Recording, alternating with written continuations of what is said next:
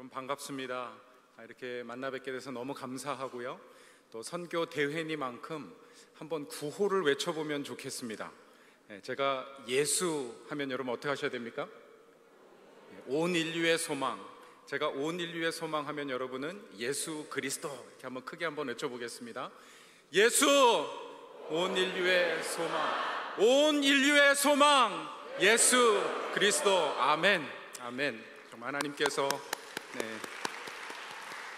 이번 팬데믹 이후에 2년간의 참 시간을 지연해서 개최하는 9회 우리 한인세계 선교사 대회를 통해서 여러 선교사님들 또 함께 하신 모든 분들에게 큰 은혜 주실 줄로 믿습니다.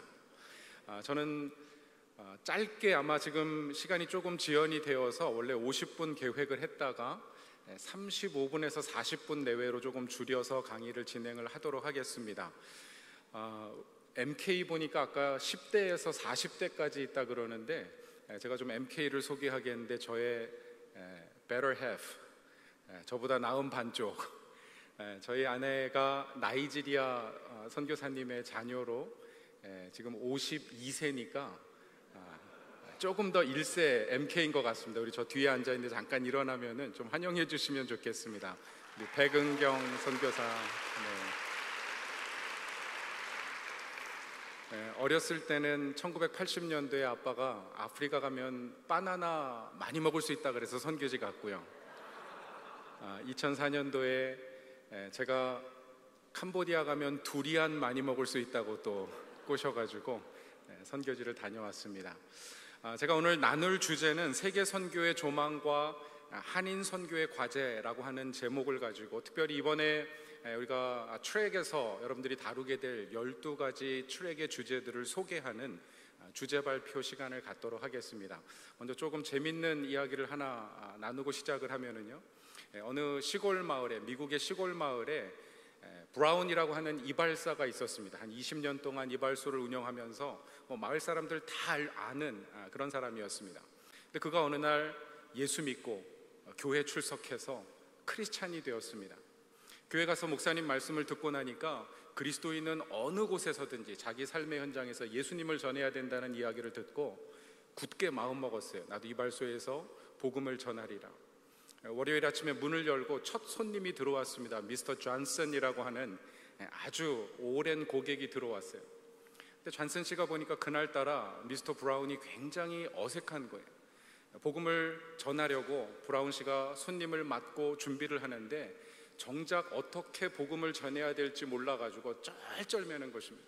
이발을 하면서도 머리에 이마에 식은 땀을 흘리고 얼굴이 붉게 흥건하게 이렇게 홍조를 띠면서 그러다가 드디어 이발을 마칠 때가 되어서 이번에는 전도해야 되겠다 마음을 먹고 마지막 면도를 하기에 앞서서 면도칼을 들고 벽에 가서 가죽 띠에 면도칼을 갈면서 이렇게 물어봤습니다. 미스터 존슨, Are you ready to die?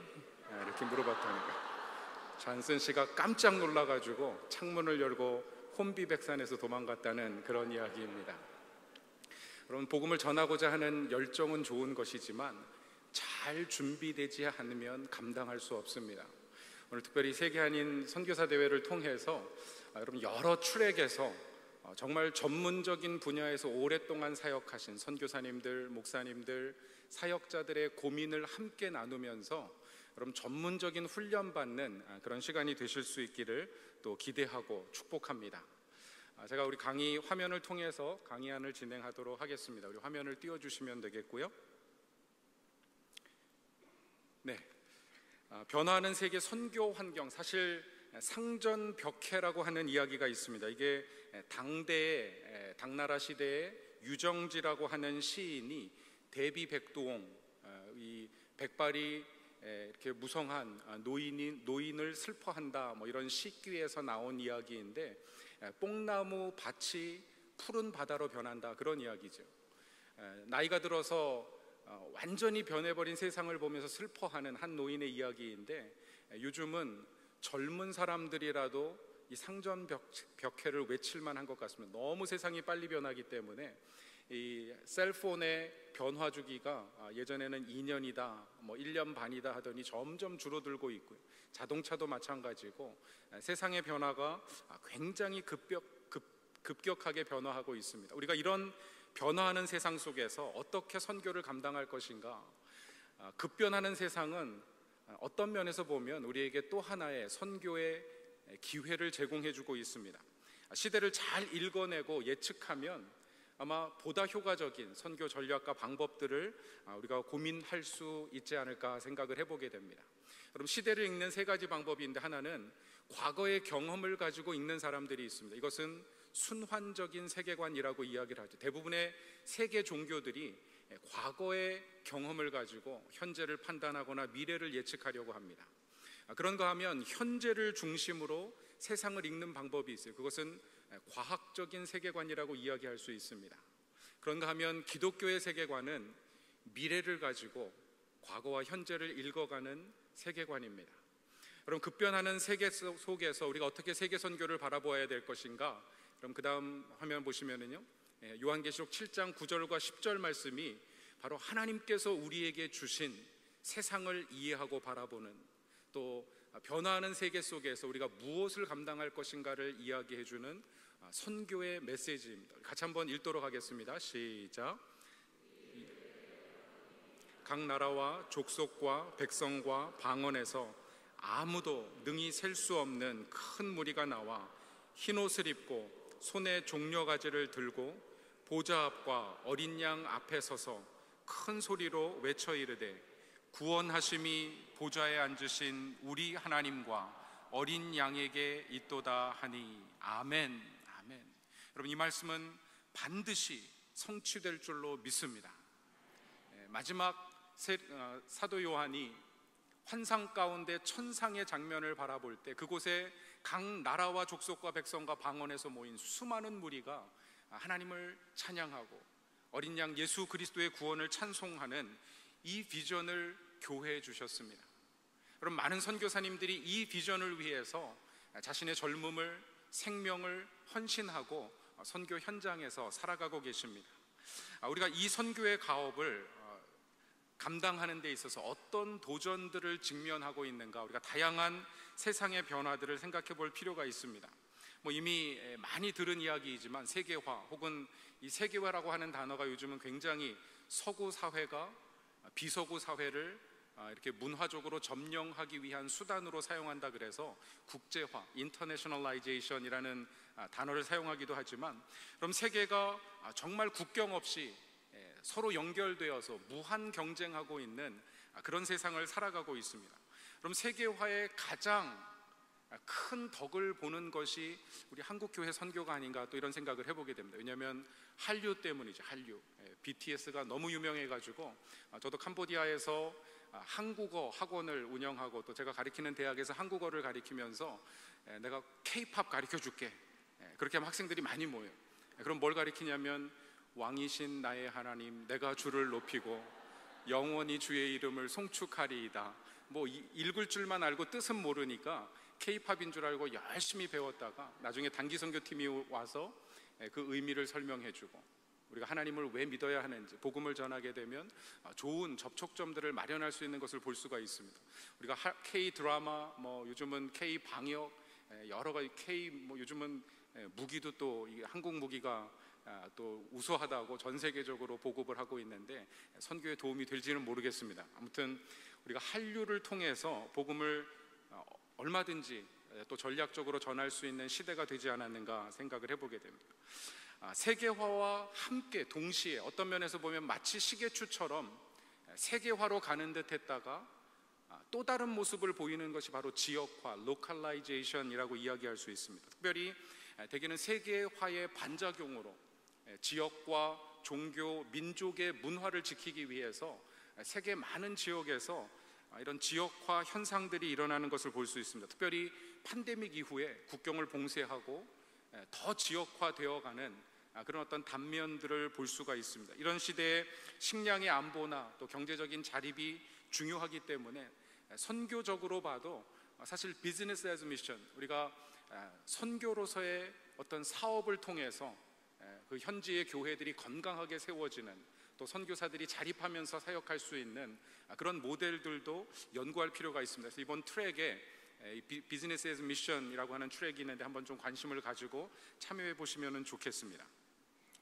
또 하나 세계의 변화의 특징은 바로 도시화라고 이야기를 할 수가 있습니다. 이미 유엔에서 보고하고 있는 대로 전 세계 인구의 52%, 거의 한 55%가량이 도시에 거주하고 있고 2050년까지는 66%, 세계 인구의 3분의 2가 도시에 거주할 것이다 이야기를 하고 있습니다. 우리가 잘 아는 대로 성경의 사도 바울 역시 당시에 도시에 집중되어 있는 많은 사람들에게 복음을 전하고 그들이 자기 고향으로 돌아가서, 지방으로 돌아가서 복음을 전하는 전략을 진행했던 것을 볼 수 있습니다. 도시 사역의 중요성은 아무리 강조해도 지나치지 않을 것 같아요. 우리 미국의 1.5세, 2세 목회자들에게 가장 모델이 되는 목회자 중에 하나가 이 팀 켈러 목사님, 뉴욕의 리디머 처치를 개척해서 정말 미국을 대표하는 복음주의 교회로 키워낸 그런 목사님이시죠.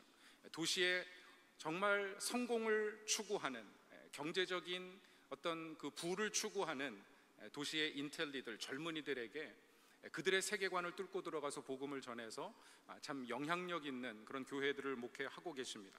도시 선교와 아울러서 또 더 중요한 것은 무엇이냐면, 여러분, 우리가 도시 선교도 중요하지만 3분의 2가 도시에 거하지만 여전히 3분의 1은 시골 지역에, 도시가 아닌 지역에 머물고 있다는 것을 좀 기억을 해야 됩니다. 그 지역은 더 종교적인 지역이에요. 전통 종교와 문화 가치가 더 강력하게 지배하고 있는 지역입니다. 그럼 이런 지역은 어떤 정상적인 일반적인 선교 전략으로 침투할 수 없기 때문에 전방 개척 선교라고 하는 개념을 가지고 프론티어 미션, 정말 그 선교의 돌파를 만들어낼 수 있는 전략을 가지고 들어가는 것이 필요합니다. 더 많은 연구, 더 큰 헌신을 가지고 선교해야 될 필요들이 우리 앞에 있는 것이죠. 그 다음 보시면 정보화의 변화들을 우리가 또 생각해 볼 수 있습니다. 이미 시대의 변화, 1차, 2차, 3차 산업, First Wave, Second, Third Wave를 이야기하는데, 처음에는 어떤 힘이 세계를 움직였지만 그 다음에는 재력이 움직이고, 그 다음에는 정보의 시대, 지력이 움직이다가 지금은 4차 산업 시대, 보이지 않는 세계가 움직이고 있습니다.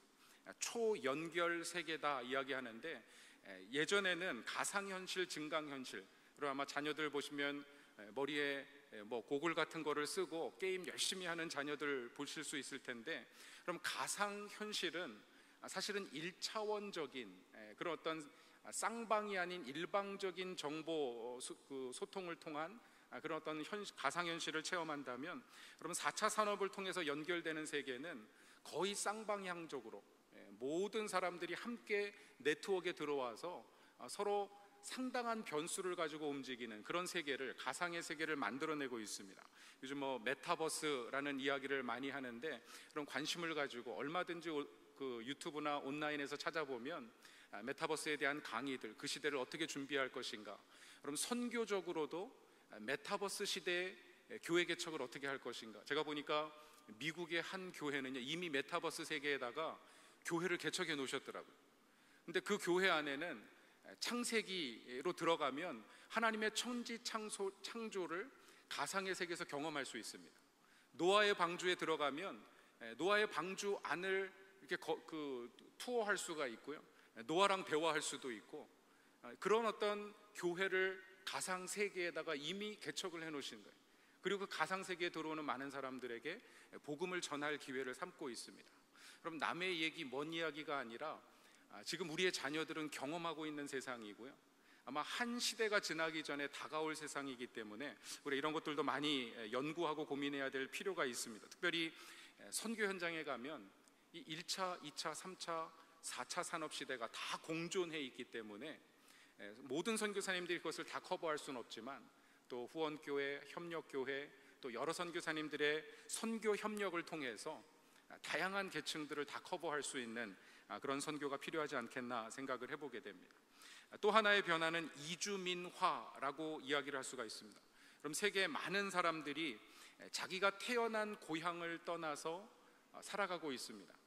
전 세계 인구 중에 2억 명가량, 전 세계 인구를 7억 명이라고 이야기한다면 인구 35명당 1명이 고향을 떠나서 이주민으로 살아가고 있는 것이죠. 그럼 사실 이주의 원인은 다양합니다. 어떤 사람들은 경제적인 혹은 정치적인 난민으로서 이주하기도 하고요. 또 신유목민, 이미 오래된 용어이지만 직장을 찾아서 여러 나라들을 옮겨가는 사람들이 있고, 또 유학생, 단기 이주자, 노동자 등 우리가 다양한 이유로 이주를 하지만, 그럼 중요한 것은 이주민들의 심리적인, 사회적인 특성은 거의 유사하다는 거예요. 전통 가치와 종교를 떠나서 새로운 지역에 정착해야 되는, 심리적이고 정서적이고 영적인 도움이 필요하다고 하는, 그럼 그 어떤 사회적인 심리적인 상황은 동일합니다. 복음을 전할 수 있는 가장 좋은 어떤 그런 텃밭이 만들어지고 있는 것을 볼 수가 있어요. 그래서 디아스포라 선교나 그런 이주민들을 환대하는 선교의 전략들 굉장히 중요하다고 생각이 됩니다. 이번에도 디아스포라 트랙, 저도 디아스포라 트랙에서 섬기는데 죄송합니다. 제 트랙만 또 강조하는 것 같아서 여러분들이 관심을 갖고 또 참여해 주시면 우리가 어떻게 지역 교회로서 혹은 선교 현장에서 이주민들에게 복음을 전할 것인가 함께 고민을 할 수 있겠고요. 또 한 가지 변화들을 생각한다면 사실 세상의 많은 사회 변화들이 예측 불가능한, 이번에 팬데믹을 지나면서 정말 누가 상상이나 해보았겠습니까? 2년 동안 세상이 이렇게 완전히 중단될 수 있다고 하는 것, 교회가 문을 닫고 예배가 온라인으로 드려지고, 이런 세상은 정말 꿈꾸지도 못했던 세상인데, 그런 변화들이 이제는 변수가 아니라 상수가 되어서 또 다른 바이러스가 창궐하지 않으리라는 보장을 누가 하겠습니까? 교회가 다 열리는 듯 했다가 또 오미크론 나온다고 또다시 성도들이 교회를 기피하고 가정 예배를 선호하는 이런 어떤 변화들이 계속해서 진행이 되고 있습니다. 전쟁이나 슈퍼바이러스, 박해와 순교 역시 선교의 또 하나의 변수라고 이야기할 수 있습니다. 그럼 저 데이빗 바렛이라고 하는 기독교 통계학자가 이야기하는데, 기독교 역사를 쭉 통해서 보니까 지난 2000년간 그럼 예수 믿는다는 이유로 살해당한 순교자들이 7천만 명 정도 된다고 합니다. 7천만 명. 근데 그 7천만 명 중에 3천만 명이 지난 100년간 순교한 사람들이. 그럼 100년 동안 3천만 명을 나눠 보시면은 하루에 한 780명 정도 됩니다. 거의 쉬는 날 휴일 빼고 나서 계산을 한다면 하루에 1000명씩 예수 믿는다는 이유로 살해당한 시대가 지금 우리가 살아가고 있는 시대. 얼마 전에 뉴스를 보니까 하루 2명 정도가 순교하고 있다, 이런 그 통계를 본 적이 있는데, 이런 기독교 박해와 순교의 시대에 우리가 어떻게 선교할 것인가 또 고민해 볼 필요가 있습니다. 그럼 급변하는 선교 환경에 적합한 과연 선교의 모델이 무엇인가, 어떤 전략을 우리가 구상할 수 있을 것인가. 사실 이 한국 교회 역사를 보면은 그런 좋은 선교의 모델들을 발견할 수 있는 것을 볼 수 있습니다. 그럼 시대적으로 몇 가지만 좀 정리를 해보면은요, 19세기 우리 선교 초기에 18세기 말과 19세기 초의 선교를 보면 쇄국 정책으로 인해서 기독교 선교 자체가 불가능한 그런 시대였죠. 여러분, 그때 선교사들이 어떤 사역을 시작하냐면 중국과 일본에서 이 조선인들을 만나서 언어 조력자로 도움을 받아 성경을 번역하고 기독교 문서를 보급하는 그런 사역을 감당한 것을 볼 수 있습니다. 그럼 선교사가 갈 수 없는 곳에 들어갈 수 있는 것이 하나님의 말씀이고요, 문서 사역입니다. 우리 베들교회에서도 그 문서 사역의 꿈을 가지고 오늘의 양식이라고 하는 교재를 출간해서 또 성도들의 큐티를 돕고, 또 선교지에 저희가 전 세계 한 70개국에 보내드리고 있는데, 이번에 오신 선교사님들 중에 좀 관심이 있으신 분들은 제가 책을 좀 갖다 놓도록 하겠습니다. 가서 보시고 교회 신청을 하시면 선교지로 보내드리도록 하겠습니다. 그럼 선교사가 갈 수 없는 곳에 하나님의 말씀이 들어갈 수 있도록 성경을 번역하고 보급하는 사역들, 우리가 문화 사역의 일환으로서 굉장히 중요한 것이죠. 선교 초기에 정말 선교가 어려운 그 시대에 가장 효과적인 선교를 한 것이 의료 선교와 교육 선교였습니다. 의료 선교를 통해서 죽어가는, 질병으로 고통당하는 많은 조선인들을 치료하고 살리는 육체적인 생명뿐만 아니라 그들에게 예수 그리스도를 통하여서 영적인 생명을 나누는 그런 선교 사역을 감당한 것이죠. 이번에 NGO 트랙에 가시면 아마 이런 의료 선교에 관한 특별한, 또 부스에 가시면 전문적인 사역을 하는 단체들을 만나실 수 있을 텐데, 그럼 놀라운 것은 1970년도에 선교사들이 세운 중고 대학교, 기독교 학교가 약 130개 정도 있었습니다. 우리 한국의 130개 학교에서 매년 8만 명 정도의 이 기독교 학교 졸업생들이 배출이 되었어요. 엄청난 일입니다. 그렇게 70년, 80년대를 지나왔기 때문에 그럼 80년, 90년대에 놀라운 한국교회 부흥이 일어납니다. 그럼 그 부흥이 갑자기 일어난 것이 아니라 이미 60년대, 70년대부터 1년에 8만 명씩 매주 학교에서 예배를 드리고 성경을 공부했던 수많은 기독교 학교의 졸업생들이, 그들이 사회에 나아가서 삶을 살아가다가 어느 한순간에 정말 복음 메시지에 변화받고 한 세대가 주께로 돌아오는 놀라운 역사가 있었던 것입니다. 우리 선교사님들이 선교지 가서도 그런 교육 사역들에 좀 관심을 가지고 또 좋은 열매들을 맺으셨으면 좋겠습니다. 1950년대 우리 한국 동남과 교회가 재건하고 하던 그런 시기에 사실 전 국토가 폐허가 되고 선교라는 것은 꿈꾸기 어려운 그런 시대였죠. 한국 동남 이전에 한국 교회가 꾸준하게 선교를 감당해 왔습니다. 1902년도에 이 미국의 첫 이민의 역사가 시작이 되었는데요, 그 갤리코를 타고 미국의 사탕수수 농장에 노동자로 오던 102명의 승선자들 중에서 적어도 3명은 파송받은 선교사였습니다.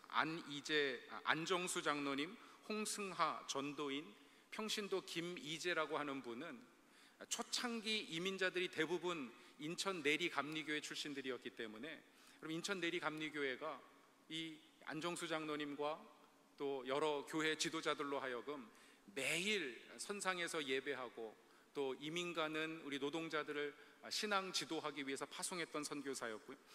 1907년도에 우리 이기풍 선교사, 1912년도에 중국 산동으로 파송했던 선교사 등 대부분의 한국전쟁 이전의 선교사님들은 우리 한인들을 케어하고 복음을 전하고 교회를 개척하는 우리 한인 전도 사역 중심의 어떤 선교 파송이었습니다. 그럼 그런가 하면 1950년, 53년에 전쟁이 끝나고 전쟁 이후의 선교는요, 놀라운 변화를 맞게 돼 타문화권 선교를 하기 시작합니다. 전방개척 사역을 하기 시작하는 것이죠. 선교의 본질적인 부분에 더 많은 투자와 관심 또 파송하게 된 것을 볼 수 있습니다. 1970년대, 80년대 경제산업화, 민주화, 여러 가지 한국 사회가 성장하는 그 시기에 많은 선교 대회가 있어요. 1974년도 엑스플로 74, 또 1984년도에 기독교 100주년 기념 선교 대회를 통해서 많은 선교사 헌신자들이 일어납니다. 그럼 저도 1984년도에 그 여의도 광장에 가서 어머님과 함께 가서 선교 헌신자들 일어나라고 이렇게 콜링하실 때, 그때 제가 중학교 1학년이었는데 일어났습니다. 저희 어머님이 깜짝 놀라셔서 이렇게 잡아 끌어내리시던 기억이 있는데, 그때 헌신하고 결국은 하나님이 부르셔서, 그럼 80년대 수많은 선교사들, 80, 90년도에 나가신 선교사님들 보면 그때 헌신하신 분들이 굉장히 많이 있더라고요. 그럼 경제적으로도 성장했을 뿐만 아니라 사회적으로도 성장했을 뿐만 아니라 선교적으로도 놀랍게 성장했습니다. 한국의 KWMA에서 조사한 자료에 의하면 한국 교회 선교사의 숫자는 한국의 GNP 성장과 맞물려 있다, 그런 보고를 몇 년 전에 하신 적이 있어요. 그럼 제가 많은 선교사님들 또 선교학자들이 보면서 수긍하는 부분도 있지만, 과연 앞으로도 그렇게 될 것인가? 이 자료를 2009년도에 발표하셨는데 과연 2020년, 30년이 가도 그럴 것인가? 저도 그런 질문을 가지고 있었습니다. 그런데 이번에 강의를 준비하면서 보니까 거의 맞아떨어지고 있더라고요. 이번에 강선교사님께서 아까 우리 한국 선교사가 3만 명에 이르고 독립군까지 포함하면 5만 명에 이른다고 해서 제가 깜짝 놀랐는데, 아직 GNP가 5만 불이 안 됐는데 선교사님들이 어떻게 5만 명이 나가셨구나, 이런 참 도전을 받게 되었는데, 여러분 자료를 보시면 70년대 GNP가 279불인데 GDP가 279불인데 선교사는 93명, 그러면서 쭉 같은 이런 방향으로 같은 수준에서 올라가고 있는 것을 볼 수 있습니다.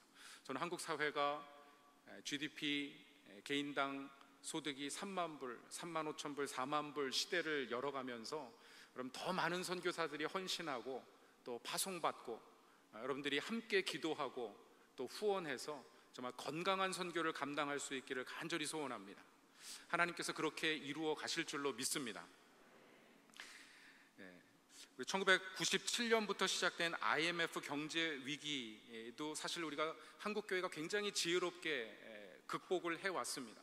저는 그 극복의 중요한 요인 중에 하나가 이 KWMC 대회라고 생각합니다. 1988년도에 1차 대회를 시작하고 매 4년마다 92년, 96년 3차 대회를 통해서 사실 해외에서 사역하시던 한국 교회 파송 선교사님들이 미국 교회와 많이 연결되는 계기가 됐어요. 그럼 그 IMF를 지나면서 한국의 환율이 처음에 뭐 한 600불, 800불 하던 것이 1600불, 2000불까지 올라갔기 때문에 한국에서 후원하는 것으로는 선교사님들이 생존 자체가 불가능했습니다. 그럼 많은 선교사님들이 안식년, 참 원치 않는, 계획하지 않은 억지로 안식년을 맞아야 되는 그때, 그럼 미주 교회들이, 한인 교회들이 선교사님들을 서포트하면서 선교지를 지킬 수 있었고요. 제 기억에 어떤 한 기업가는 이 1000명의 선교사들에게 매월 500불씩 1년 동안 지원할 테니까 선교사님들 선교지를 떠나지 말고 지켜주십시오. 그냥 생존해 주십시오. 그냥 먹고 사십시오. 그렇게 1년, 2년을 견디고 한국 교회가 그 위기들을 지나왔습니다. 여러분, 우리 미주 한인 교회가 이런 선교에 중요한 기여들을 했는데 앞으로도 또 더 큰, 더 중요한 역할들을 우리 해외 선교사님들과 더불어서 감당할 수 있기를 또 기도하고 기대해 봅니다. 2007년도에 우리 아프간 사태가 참 한국 사회에 많은 아픔을 주었는데, 사실 이런 사건 사고를 통해서도 또 선교가 한 단계 성숙하는 그런 계기가 되었죠. 우리 특별히 이제 그 이후에 한국적인 선교 신학이 무엇이고 한국적인 선교 전략이 무엇인가, 이런 논의들이 한국 선교계에서 또 집중됐던 그런 시기였습니다. 2020년 코로나 팬데믹을 지나면서 정말 시대적으로, 사회적으로 그레이트 리셋이라고 이야기하는데, 선교적으로도 우리가 참 많은 고민을 해야 될 시기를 맞고 있습니다. 제가 자료를 준비하면서 보니까 2001년도에 2020년에 코로나가 시작하고 2001년 1월부터 5월까지 5개월 동안 순직하신 우리 한국 선교사님들이 23분이었습니다. 아마 전체 2년 반이 넘는 지금까지의 코로나로 사망하신 선교사님 숫자 아직 자료를 찾지는 못했는데, 많은 선교사님들이 선교 현장에서 원치 않는 질병으로 갑작스러운 그런 어떤 순직을 하신 분들이 많이 계십니다. 그럼에도 불구하고 그 선교지를 지키셨던 선교사님들의 헌신과 희생, 여러분 그 피, 정말 저는 그 죽음의 씨앗은 반드시 열매 맺으리라고 믿습니다. 우리가 팬데믹 이후 시대를 어떻게 준비해 가야 될 것인가 간단하게 좀 설명을 드리겠는데, 첫 번째로는 이미 많은 선교학자들이 이야기하고 있지만 선교학은 고난의 신학이 되어야 된다. 그럼 복음은 희생과 고난을 요구합니다. 희생 없이 생명을 낳을 수 없기 때문에 그렇습니다. 우리가 팬데믹을 지나면서 다시 한번 번영 신학으로 물들어 있는 어떤 그런 우리의 신앙이나 신학적인 자세들을 다시 한번 고찰하고 고난의 신앙으로 무장하는 계기가 되어야 되겠다. 그것이 복음의 본질임을 기억하고 고난의 신학으로 무장해야 된다. 그럼 제가 참 1997년도에 그 예수교 장로교 합동 측 총회 선교국에서 근무하면서 그 당시에 인도네시아에 정부 그 반군 시위가 일어났습니다. 시내에 탱크가 들어오고 미국 선교계에서는 전세기를 보내가지고 선교사들을 탈출시켰어요. 제가 교단 본부에 있었기 때문에 그 당시에 우리 한국 선교사들도 어떻게 철수시켜야 되는 게 아니냐, 그런 논의가 교단에서 진행이 되고 있는데, 인도네시아에 계시던 한인 선교사님들이요, 아마 그 당시에 인도네시아 계셨던 분들도 계시리라고 생각이 됩니다. 우리는 철수하지 않겠습니다. 그렇게 결정을 내리셨습니다. 그럼 미국 선교사들, 해외 선교사들은 다 철수하는데 내전이 일어나고 그러는 상황에서 선교사들이 철수하지 않으셨습니다. 근데 그 내전이 정말 짧게 끝났어요. 한두 달 만에 정리가 되면서 놀라운 소식들이 들려오는데, 이 인도네시아 교회가요, 한국 선교사들이 진짜라는 거예요. 어려운 시기에 우리를 버리지 않고 죽음을 두려워하지 아니하고 자리를 지켜준 선교사님들을 인정하고, 도리어 한국 선교가 그 이후부터 더 이렇게 현지 교회와 협력하고 인정받으면서 또 귀한 사역을 감당하게 된 것을 볼 수 있습니다. 그럼 고난을 두려워하지 아니하고, 이미 선교 현장에서 코로나로 인해서 희생당하신 많은 선교사님들, 바로 그 고난의 신학을 붙잡았기 때문에 그 자리를 지키면서 귀한 사역을 감당하신 줄로 믿습니다. 우리 선교사님들 그 고난 가운데 있는 것을 기억하시고, 또 이 자리에 함께 하신 우리 목회자들, 또 성도님들, 또 선교사님들을 위해서 많이 기도해 주시기를 부탁드립니다.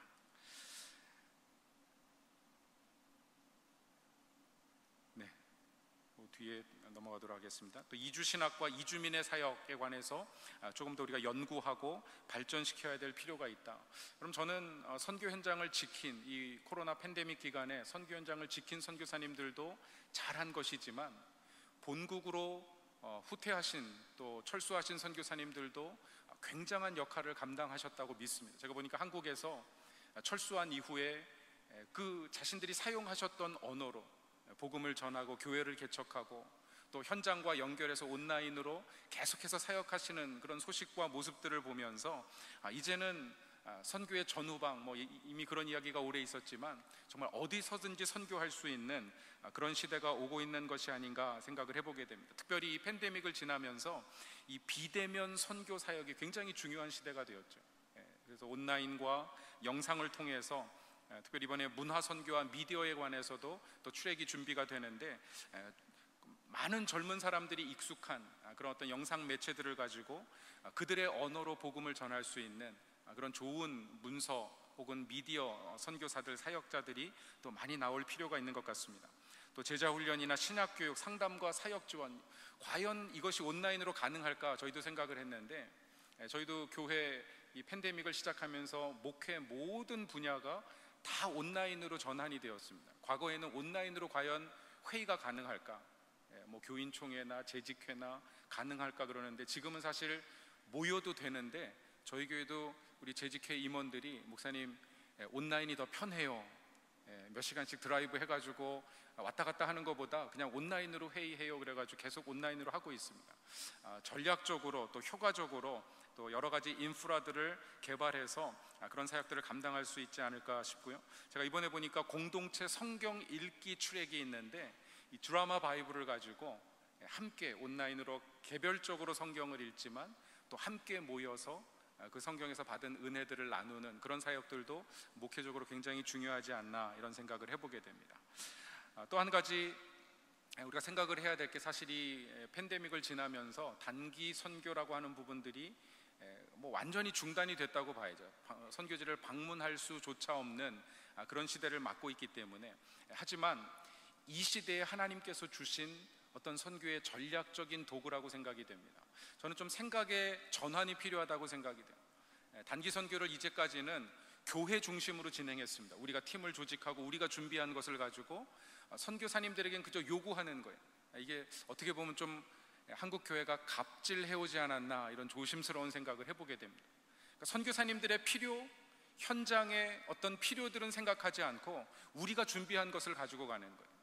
여러분, 이제는 조금 더 바꾸어서 저는 단기 선교가 장기 선교사님 주도로, 중심으로 좀 전환될 필요가 있다고 생각이 됩니다. 그래서 우리 선교사님들이 더 단기 선교 팀들에 대해서 고민하시고 연구하시고, 제가 2008년도에 우리 샘물교회 사태가 터지고 나서 바로 이듬해에 단기 선교 퍼스펙티브라고 하는 책자를 출간을 했는데, 사실 이 책은 신학교 교재로 사용을 하기 위한 거고요. 첫 번째는. 두 번째는 우리 장기 선교사님들을 위해서 쓴 책입니다.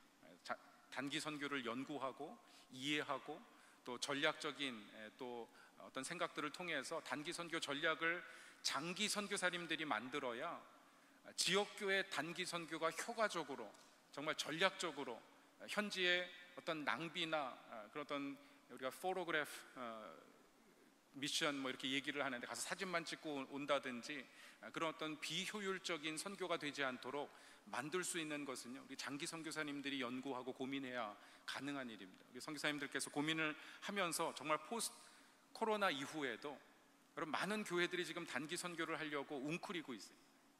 레디 고만 선교지만 열리면 아마 많은 교회들이 또다시 몰려갈 것입니다. 과거와 같지 아니하고 좀 더 새로운 전략과 또 준비를 통해서 좋은 열매를 맺을 수 있도록 이 자리에 계신 선교사님들이 많이 연구해 주시면 좋겠습니다. 우리 팬데믹 이후에 또 고민해야 될 선교의 중요한 전략 중에 하나가, 저는 세계 주요 종교권의 전도 전략을 좀 재고해야 된다.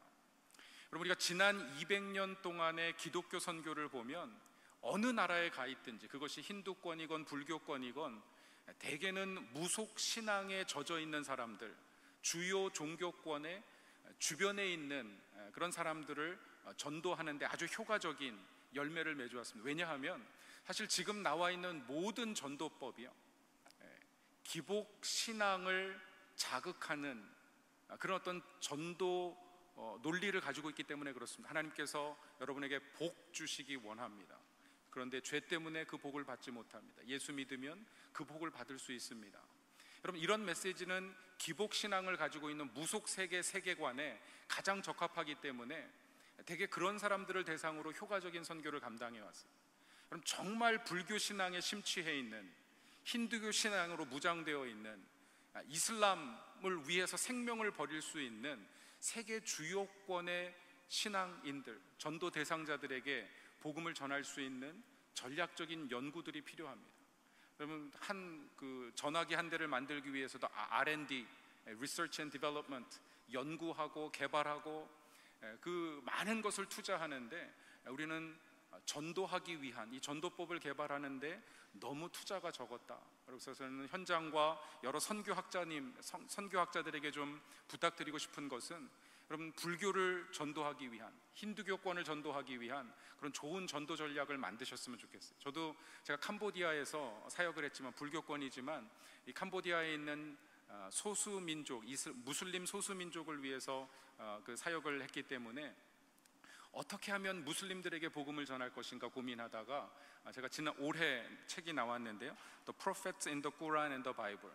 그럼 꾸란에 보면 성경에 기록된 23명의 인물들이 있습니다. 아담, 노아, 에녹, 이런 인물들이 있는데 그 인물들이 꾸란에 어떻게 기술되어 있고 성경에 어떻게 기술되어 있는지 비교하고 함께 공부하면서 결국 그 모든 인물들이 가리키고 있는 이 땅의 메시아 예수 그리스도에 관해서 복음을 전할 수 있는 그런 전도법을 좀 구상해 보고자 여러 학자들과 연구해서 책을 내게 되었습니다. 아마 인터넷에 구글에서 치시면은 책 내용을 좀 이렇게 구글 북에서도 보실 수 있고요, 또 이렇게 구입하실 수 있는데 여러분들이 필요하신 대로 좀 구입을 해보시면 좋을 것 같습니다.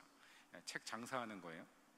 새로 나온 책이기 때문에 저는 이 책이 굉장히 중요하다고 생각하는데 앞으로 그런 이슬람권을 위한 그런 좋은 전도 전략으로 좀 활용되기를 원합니다.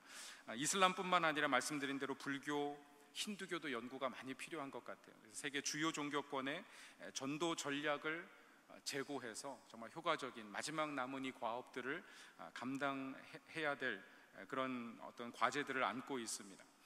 또 한 가지, 한국 교회도 그간에 많이 고민을 해왔지만 과연 한국적인 선교 신학이 무엇인가, 우리가 어떻게 한국적인 선교 신학을 연구할 것인가. 제가 이제 연구 그간에 해온 그 신학이 무엇이냐면 구속 신학인데, 우리가 이제 Theology of Redemption, 구속 신학에 대해서 접근을 많이 하는데 대개는 신학적인 접근입니다. 선교학적인 접근이라기보다는.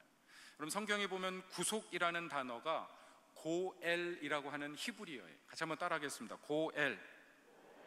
저는 고엘 신학이라고 이렇게 부르고 싶은데, 그럼 고엘이라고 하는 단어를 성경에서는 구속자, 기업 물을 자 혹은 대속자라고 하는 단어로 번역을 하고 있습니다. 그럼 고엘은 레위기 25장에 기록된 하나님의 율법이에요. 만약 너희 중에 형제가 가난하게 되어 집이나 땅을 팔았거든, 그 땅은 희년이 되면, 이스라엘에서 매 50년마다 돌아오는 희년이 되면 원 주인에게 돌려주어야 됩니다. 갑이 없이 그냥 무료로 다 원 주인에게 돌려줘야 돼요. 근데 그 전에 그 땅을 회복할 수 있는 길이 무엇이냐면 고엘 제도예요. 가장 가까운 친족이 그 값을 지불하고 땅과 집을 잃어버린 형제를 위해서 회복시켜 주는 것입니다.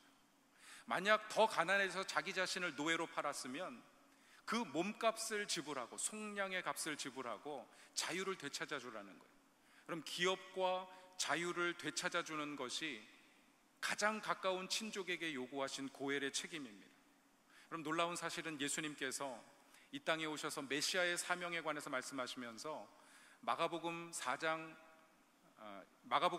45절에 이렇게 말씀하세요. 인자가 온 것은 섬김을 받으려 함이 아니요 도리어 섬기려 하고 자기 목숨을 많은 사람들의 무엇으로 주려 한다 그랬습니까? 대속물로 주려 함이니라. 그럼 대속물이 바로 고엘이에요. 고엘의 값을 지불하시겠다는 것입니다. 그럼 예수님께서 뭐라고 말씀하시냐면, 내가 이 땅에 온 것은 바로 고엘이 되어서 기업 물을 자가 되어서 보아스가 나오미와 룻의 고난의 값을 지불하고 그들에게 모든 것을 회복시켜 주었듯이 내가 그 모든 죄의 값을 지불하고 너희를 회복시켜 주겠다는 것입니다. 그럼 저는 선교 사명이 바로 여기에 있다고 믿습니다. 그럼 선교사는 선교 현장에 가서요, 그 민족, 그 이웃들의 고엘이 되어서 기업 물을 자가 되어서 단지 방문자, 손님이 아니라 고엘이 되라는 말은 가장 가까운 친족이 되라는 말이에요. 가족이 되라는 말입니다. 내가 그들과 가족이 될 어떤 각오와 결단, 생각이 없으면 고엘의 값을 지불할 수 없습니다. 한 가족이 되어서 그 고난의 값을 지불하고 그들이 하나님의 자녀된 신분을 회복할 수 있도록, 그럼 이것이 고엘 신학이 요구하는 어떤 선교적인 사명이 아닌가, 그런 생각을 해보게 됩니다. 그런 관점에서 성경을 보니까 다 고엘에 관한 이야기더라고요. 창세기 48장 16절 말씀에 보면 야곱이 요셉의 두 아들을 축복하면서 그 아들에게 축복 기도하면서 이렇게 얘기합니다. 나를 지난 고난의 길에서 구원하신 여호와의 사자가, 근데 그 여호와의 사자라고 하는 단어가 사실은 고엘의 천사가라고 하는 뜻이. 그럼 성경 창세기부터 계시록까지 고엘에 관한 이야기가 계속해서 기록이 되어 있습니다. 또 한 권 책 장사를 해야 되는데요, 안 넘어가네. 네, 고엘 교회의 말걸다, 2017년도에 출간된 책인데, 이 미주에 있는 또 한국에 있는 신학자 10명이 모여서 성경 창세기부터 계시록까지 기록된 고엘의 개념들을 연구한 논문집입니다. 여러분, 이 책을 통해서 정말 우리 한국적인 선교신학, 형제됨, 하나님의 가족으로서의 어떤 선교 현장, 그 가족을 위한, 형제, 고통당하는 형제를 위한 고난의 값을 지불하는 어떤 선교적인 소명, 그런 것들이 좀 연구되고 또 개발되었으면 좋겠습니다. 미국의 상원 채플린이었던 리차드 헬버슨 목사님이 계시는데, 이분이 바로 이 지역의, 버지니아 지역의 Fourth Presbyterian Church를 담임하시다가 미국 상원의 채플린으로, 원목으로 사역을 하셨는데, 그분이 이런 이야기를 하셨습니다. Christianity began in Palestine as a relationship. 기독교는 팔레스틴에서 1세기에 관계로서 출발했다. 기독교의 본질은 관계라는 거예요. 그런데 그 기독교가 그리스로 넘어가서는 사상이 되어버렸고, 로마에 넘어가서는 제도가 되어버렸고, 그것이 유럽에 가서는 그저 사회, 문화가 되어버렸는데 미국에 와서는 기업이 되어버렸다. 그럼 기독교 2000년의 역사를 꿰뚫는 어떤 통찰이고 아주 짧은 그런 문장입니다. 저는 이 문장에서 오늘날 한국 교회가 감당해야 될 선교적인 소명을 보게 되었습니다. 그럼 과연 기업이 된 이 기독교를 어떻게 다시 관계적인 종교로 돌아가게 할 것인가? 그럼 이것이 선교적인 과제라고 생각이 되어집니다. 그럼 고엘 신학은 바로 하나님께서 이스라엘 백성들 그 가장 가까운 형제, 친족의 책임을 요구하신 것인데, 그럼 사실 예수님께서, 예수님 자신이 모든 인류를 위하여 자기 생명을 대속물로 내어주시는 고엘이 되시는 삶을 살아가시면서 그 제자들에게 그 고엘의 길을 따라오도록 요구하셨습니다. 그럼 바로 형제가 되어서 정말 온전한 가족 공동체를 이루어서 선교적인 사명을 감당해 나아가야 되는 것이죠. 그럼 저는 우리 한국 교회가 이 구속적인 성경적인 구속의 개념을 통해서 선교지를 다시 한번 바라보고 선교 어떤 신학을 왕국 신학, 하나님의 나라의 신학으로 개발을 하다 보니까 이 선교적인 용어들이 굉장히 전투적이 되어버린 것 같아요. 그래서 캠페인, 전방, 뭐 여러 가지 전투적인 용어들을 많이 사용하고 있는데, 어떻게 이 선교적인 용어들을 가족적인 용어로, 관계적인 용어로 선교 현장을, 교회를 어떤 조직적인 개념이 아니라 관계적인 공동체로 만들어갈 것인가 우리가 고민하고 또 기도해야 될 것입니다. 그래서 저희는 베들교회 목회하면서 그런 모토가 있어요. 교회는, 같이 한번 따라합니다. 가족입니다. 교회는 가족입니다. 교회는 건물이 아닙니다. 교회는 조직도 아닙니다. 교회는 예수 믿는 사람들이 모여 있는 것, 그것이 조직 신학적인 교회 정의지만 그것도 완전한 정의는 아닌 것 같아요. 왜냐하면 모여가지고 맨날 싸우면 그게 무슨 교회입니까? 모여서 맨날 분열하고 투쟁하면 어떻게 세상의 빛과 소금의 직분을 감당하겠습니까? 함께 모여서 가족이 될 때 너희가 서로 사랑하면 세상 사람들이 내 제자인 줄 알리라. 너희가 내 제자인 줄 알리라. 여러분, 함께 가족이 되어서 사랑할 때 하나님께서 교회를 통해서 또 우리 선교사님들의 그 사역 현장을 통해서 복음이 생명력 있게, 능력 있게 전파되게 하실 줄로 믿습니다. 그런 가족 공동체를 만들어가는 우리 한인 교회, 한인 선교, 또 한국 교회 고엘 신학으로 무장할 수 있기를 바라는 마음에서 오늘 강의를 간단히 마치도록 하겠습니다. 이어서 주제 발표 우리 조용중 선교사님께서 또 계속 진행해 주시겠습니다.